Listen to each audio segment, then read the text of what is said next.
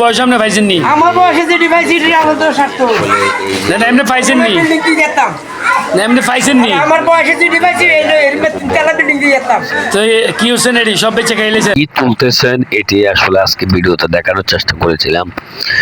তো মূলত আমরা আসলে এখান থেকে দেখলাম উনি কিছু ভাঙতি পয়সা পাচ্ছেন এখান থেকে, এরপরে পাচ্ছেন যে কিছু জলই যেটা প্যারাগ প্যারাগ চুম্বক দিয়ে উঠাচ্ছেন, এবং কি এরপরে পাচ্ছেন যে এখানে কিছু সিটিগুলির জিনিসপত্র আসলে উনি নালা থেকে পাচ্ছেন।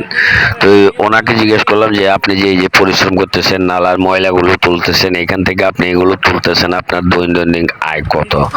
তো উনি আমাকে যেটা জানিয়েছে যে আমার দৈনিক আয় 5 থেকে 700 টাকা দৈনিক আয় হয়, আবার কোনো সময় 1000-1200 টাকাও আয় হয়।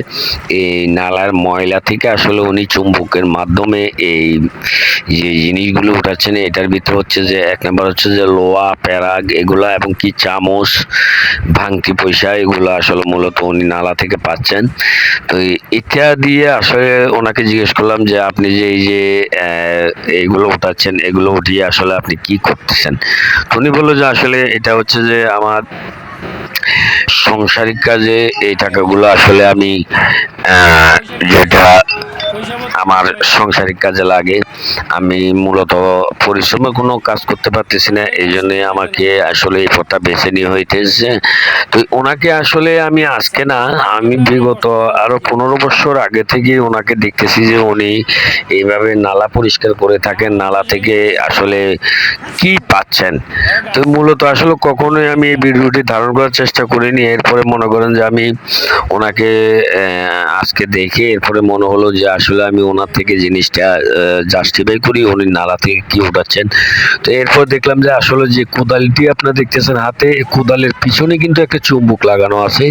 এই চুম্বক দিয়ে আসলে উনি যেই স্ক্রাব মানে এই যে স্ক্রাবগুলো ওঠাচ্ছেন, এই যে আপনাকে দেখাতে চেষ্টা করলাম স্ক্রাবগুলো ওঠাচ্ছেন, এগুলো বিক্রি করে মূলত ওনার সংসার চলে। ওনার সংসারে ওনাকে জিজ্ঞেস করলাম আপনার সংসারে ফ্যামিলি মেম্বার কয়জন? উনি আমাকে বললো যে আমার ফ্যামিলি মেম্বার প্রায় 9 জনের মতো, ছেলে মেয়ে ফ্যামিলি নিয়ে আমার 9 জনের সংসার। তো উনি মূলত ওনার ইনকামের কথা জিজ্ঞেস করলাম, এই যে আপনারা দেখতেছেন বলে এগুলা কিন্তু আসলে সবগুলা স্ক্রাব, ব্যাটারি, লোহা, ব্লেড, বিভিন্ন স্ক্রাব নালাতে যেগুলো পড়ে থাকেন বা পানির সাথে যেগুলো আসেন, এগুলোই মূলত উনি এখান থেকে উঠাচ্ছেন।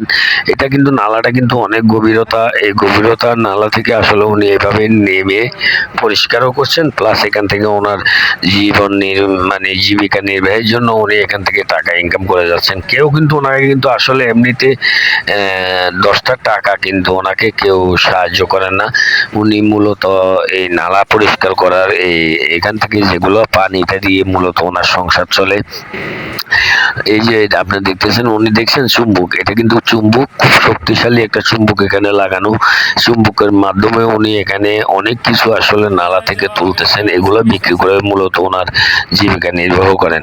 তো ওনাকে আসলে জিজ্ঞেস করা হলো যে কাকা আপনাকে আমি বিগত আরো 15 বছর আগেও দেখলাম যে আপনি এভাবে নালা পরিষ্কার করেন, এবং কি এখান থেকে আপনি বলতেছে যে এটা খালি আমি এখানে না, আমি চট্টগ্রাম জেলার শহরের বিভিন্ন জায়গায় বিভিন্ন নালাতে কিন্তু আমি নামার পরে ওইখান থেকে আসলে মূলত আমি আমার ফ্যামিলি চলার যে রোজগার, এই রোজগার কিন্তু আমি আয় করে থাকি।